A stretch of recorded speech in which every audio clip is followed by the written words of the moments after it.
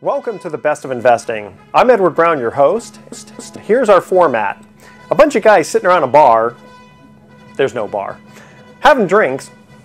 There's no drinks either. But we're talking business, and you, the audience, are listening in. The Best of Investing is actually a radio show that has been around since August 2010, and it airs every Saturday on Fox News Radio, 9:10 a.m. at 1 p.m. Now, we're not a political show. We're strictly business, so everyone will be happy with that. Remember, I'm Edward Brown, wishing you the best of investing.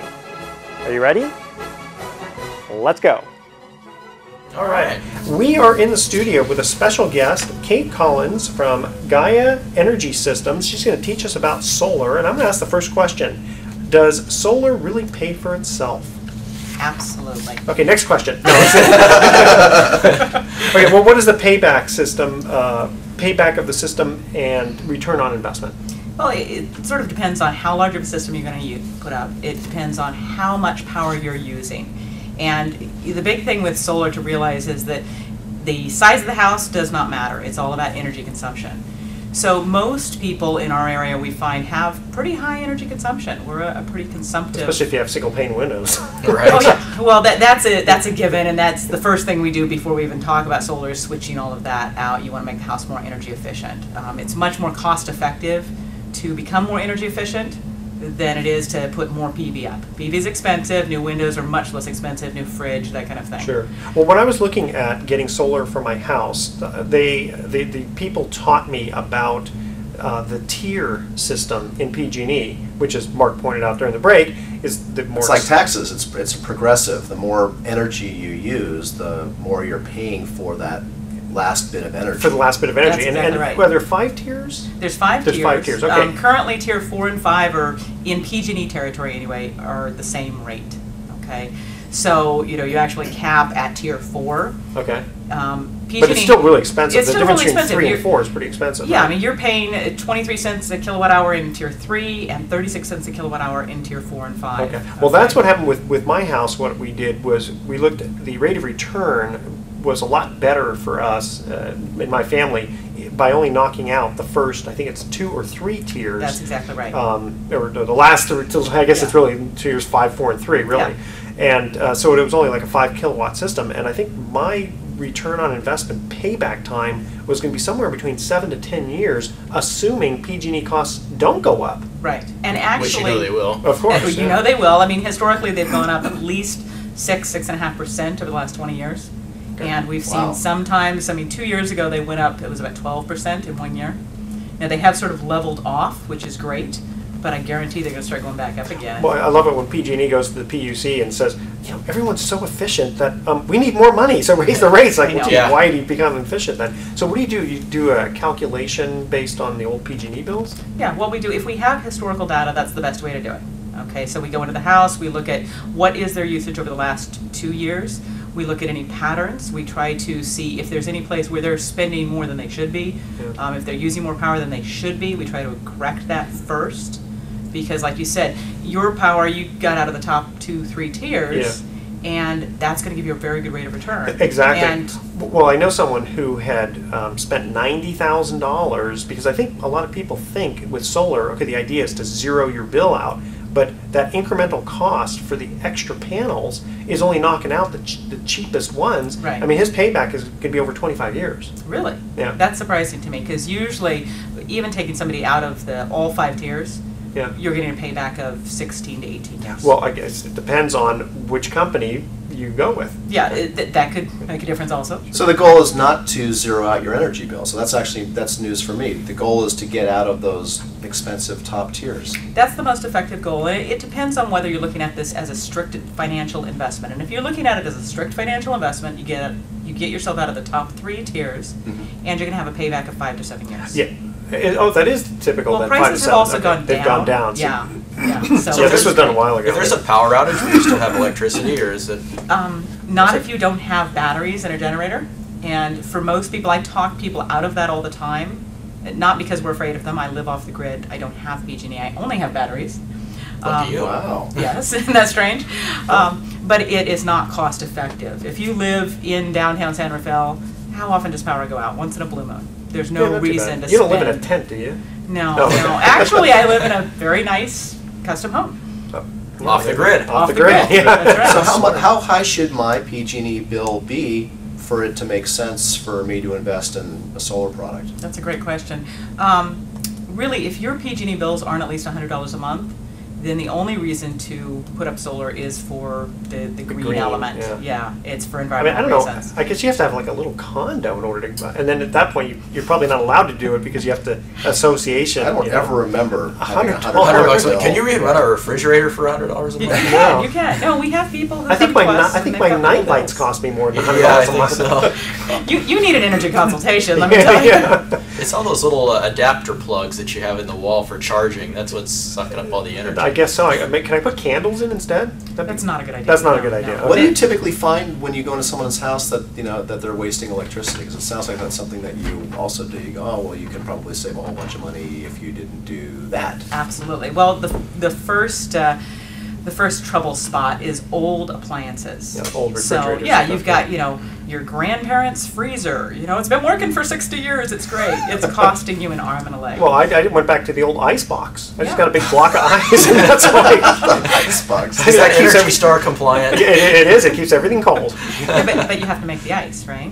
No. I go and get one of those old, from an old Three Stooges movies, and the The old guy that ice drives pick around me. the neighborhood. That's with, it, exactly. Selling the blocks of ice. So he Still uses selling it to me? automobile fuel to drive to the store to Yeah, get a that's block of right. ice. Can you put solar panels on my car?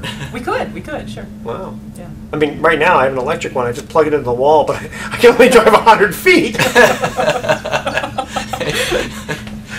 Yeah, that doesn't work so well. No, I was sometimes I wondering just crack about, myself up, you're trying to keep. We were talking about the return of investment, trying to keep the costs under control in putting solar on your house.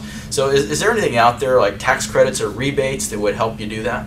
Yes, actually, there is still, PG&E is still offering a rebate. It's down to 20 cents a watt, so it has gone down quite a bit. What was it? It started out at, I think it was $5 a watt when it first started. Wow. But at the same time, hasn't the cost of the equipment gone Yes. down too? So they're kind of in parallel with one another. They're in parallel. Actually, systems, overall, the price of a system has gone down because the race to the bottom as far as panel prices has outstripped the lowering of the rebates. Well, wasn't there some Chinese company that was like flooding the market or something? China has manufactured enough solar modules to keep the entire world supplied with solar modules for the next 4 years. Really? Oh, yeah. Wow. Yeah. I kept hearing about they were So trying now's to the undercut time every to be price. looking at a solar solution. Now is definitely a good time to look at a solar solution. I would recommend against the Chinese modules. They're cheap, and I'm using that word specifically. Yeah. Inexpensive. Typical made in China No, type. no, I mean, you can get inexpensive, good modules nowadays without going through the Chinese solution. And there's a lot of American-made modules that are not that much more than a Chinese solution. So what is a typical cost that someone is looking at? Is it still a big barrier to getting something like that put in your house? Not really. I mean, there's been so many amazing changes. A system can cost anywhere from $15,000 to $50,000 for a home. Yeah, mine was 35. Okay, And yeah, that was when the panels were a little more expensive. right. But Yeah, that was the- 5 kilowatt. The panels now even generate more power per square foot than they used to Yeah, they're much before more too, efficient. right? Yes, they are. Yeah, so you can get more for your money. And when space is a limitation, you can get a larger system without having to have more space. Yeah. That's absolutely correct. I found, and this is just more of my own personal situation, and I'd like your advice on this, is twice a year I go on the roof and I spray just water and just basically hose them down because pollen and all that other stuff can block it. Right. That's That is a good idea. isn't it? It's actually, we actually have, I have a business associate who has a cleaning service, and so we do advise clients do that. The thing you have to realize, if you just go hose them down, you want to make sure that you don't have really hard water, because the hard water can actually put a Yeah. film on the PV that will shade them or cause more loss More of power shade, production than the pollen. Well, I tell you, on my roof, because of the hill and all that, it's really scary being on the roof getting toward the end. That's when I get my daughter to do it. That's nice. You And like I hold her her, by the legs. And, okay, sweetie, remember, Daddy loves you. There are services. You can pay for this. It's more cost effective. Yeah, but than it a costs like medical bill. $10. I'm not going to pay that. No, I'm just kidding. What kind of financing is available for people who want to put these on? Well, can I ask you that? You do Uh, financing, right? Hard money? Yeah, well, I guess, I'd make it's owner occupied and we're not really big on owner-occupied. Oh, okay. But Maybe wait, investor that loans. actually Oh, goes okay. into one of my questions: is does it increase the home value? Because in theory, then if it's a non-owner occupied building, you might actually finance it if it Oh, increases the absolutely. value. So Yeah. does it increase the value? I mean, one would think it does if your PG&E costs are down. Well, there are market studies that say absolutely, and there are market studies that say it increases the value by this. However, you have to look at what the economy's at and where we're at. So if homes are selling, then yes, it's Yeah, in a increasing normal the value. market, In a normal yeah, market, yeah. yes, it would increase the value. In our current market, I tell customers to be a little bit cautious in thinking that this is going to increase the value of their home by the cost of the system.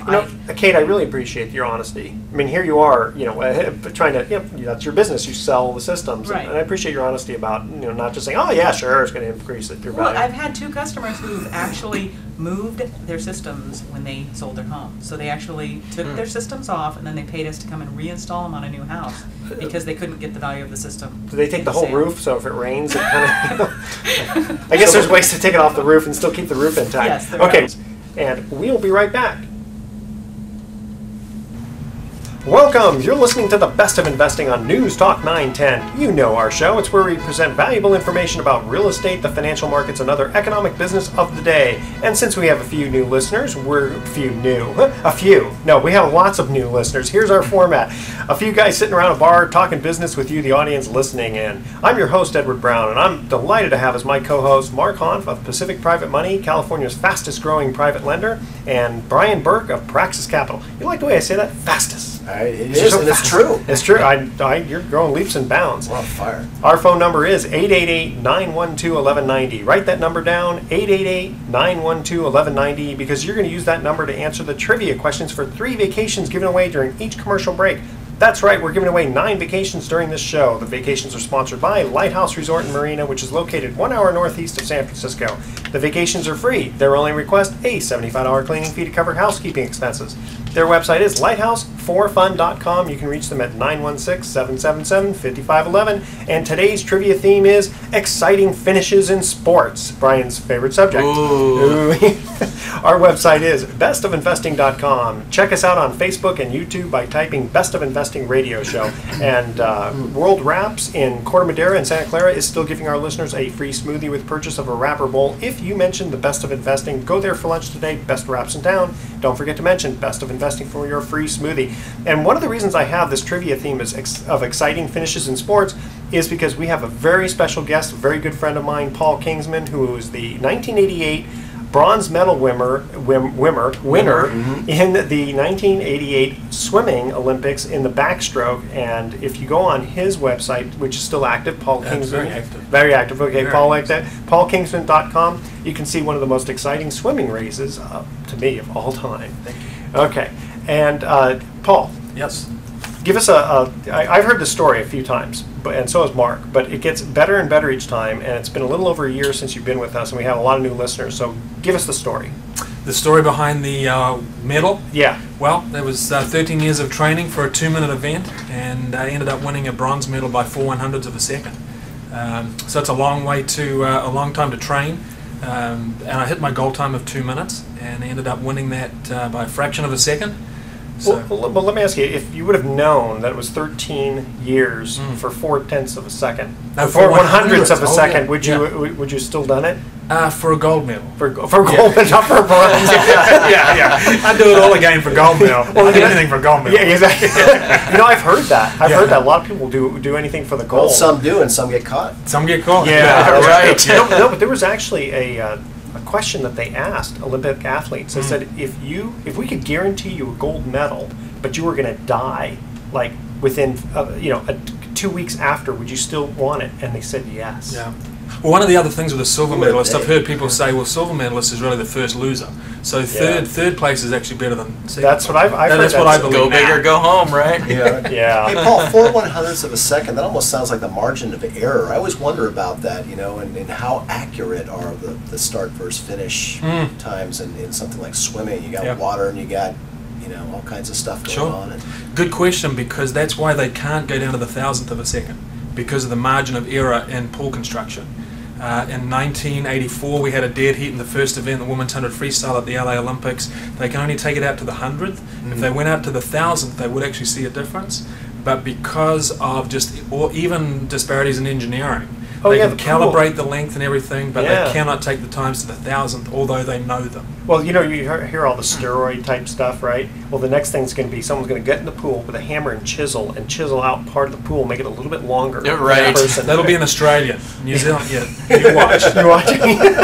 Are they notorious for that? Oh, Australians are notorious for all bad stuff. Really? But I'm a New Zealander, so... Oh, that's right. That's right. So take my word for it. Yeah, exactly. Yeah, not the Aussie, but the Kiwis. Yeah. Okay. I'm sure, Mark, what question you want to ask?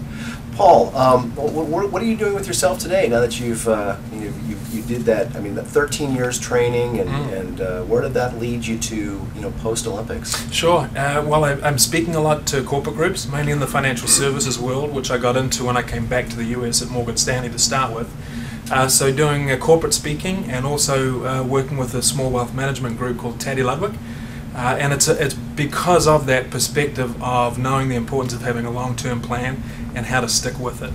And as you said, I did that for 13 years, and it's the same with finance today as far as setting goals and objectives and having somebody to track, help you track. Well, I think one of the things that you've talked about is distraction, as I remember. And if you give us a little story about the distraction of the fourth place finisher, I think that'll and I never noticed that. In fact, I was talking to a group earlier this week, and never noticed what was the cause of that until several years ago, and saw the guy that came fourth on the last couple of strokes actually turned and looked at me.